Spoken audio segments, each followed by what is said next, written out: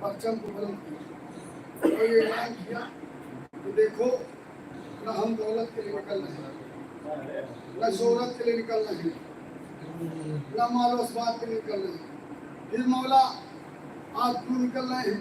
का हम अपने नाना की उम्मत की इस्लाह के लिए निकल रहे हैं। ठीक है, सुनते रहते हैं। तो जब मदीने से निकले तो अब मक्तल ये कहता है कि कुछ लोग तो मदीने में आए, फजल रसूल आप कहाँ जा रहे हैं? इमाम ने मकसद बताया, सुना, सुनते घर चले गए। इमाम ने अपने सफर का आगाज मदीने से किया, मक्का पहुंचे।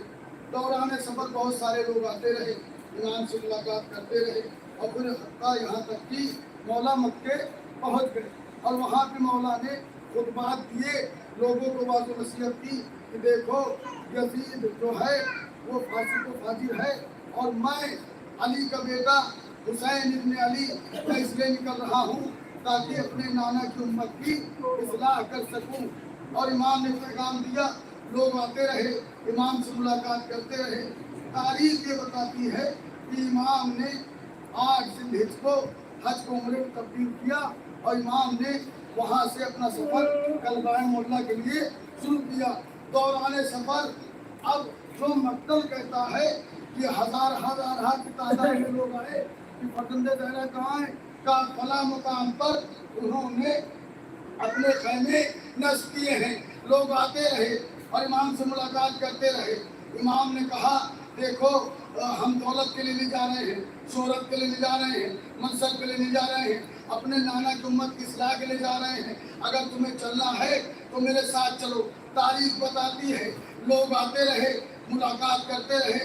अच्छी खासी तादाद किताबों में लिखी है, कम से कम 30,000 तक की रिवायात है कि लोग दस्ता बदस्ता बना कर आते थे और इमाम से कहते थे।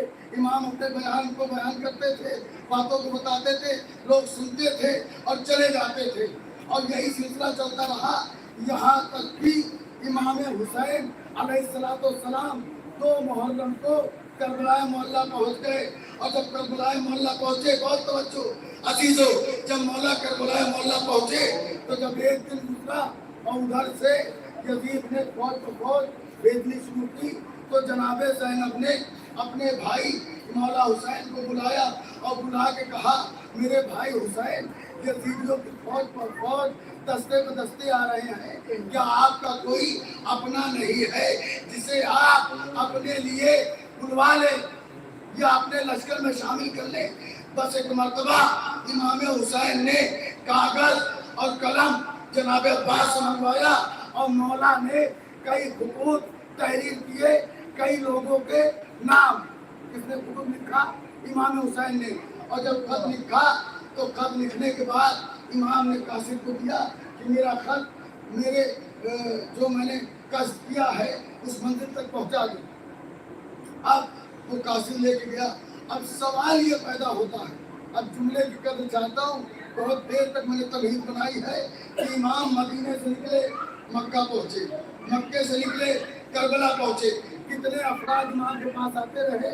इमाम ने ये कह दिया कि देखो हम दौलत के लिए नहीं, शोहरत के लिए नहीं, मनसब के लिए नहीं, बल्कि अपने नाना की उम्मत की इस्लाह के लिए जा रहा हूँ। तो अफराद आते रहे। इमाम ने कहा लोगों तुम आए ठीक है, मगर याद रखो मैं जिस रास्ते पर जा रहा हूँ उस रास्ते पर कुर्बानी देनी पड़ेगी। लोग पीछे हटते गए और यहाँ तक कि मौला अपने चंद साथियों के साथ करबलाए मोहल्ला पहुँच गए। और वहाँ पहुँचने के बाद मौला ने खत लिखा, एक खत जो कल की तारीख मंसूब थी हबीब इब्न मज़ाहिर अस्दी के नाम। मौला ने खत लिखा और कासिद वो खत तेजी के साथ लेकर कूफे रवाना हुआ और उनकी खिदमत में पहुंचा। तो मैंने दस्ते तक जोड़ के कहा मौला करबला से पहले बहुत सारे अफराद मदीने में आए, बहुत सारे अफराद दौरान सफर आए, बहुत सारे अफराद मक्के में आए, बहुत सारे अफराद मक्के से करबला के दरमियान आए। मौला आप अफराद को जमा कर लेते, लोगों को जमा कर लेते। मौला ये करबला